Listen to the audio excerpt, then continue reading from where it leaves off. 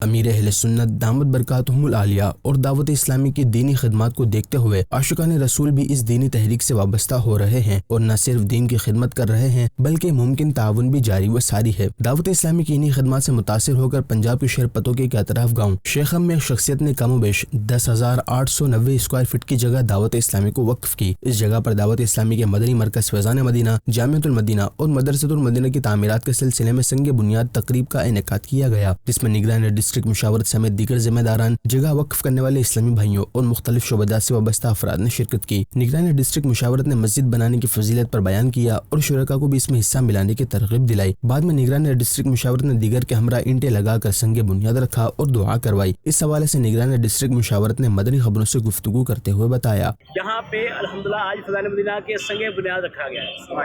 یہاں کے اللہ کی رحمت سے جامعۃ المدینہ بنے گا، مدرسۃ المدینہ بنے گا، مسجد بنے گی۔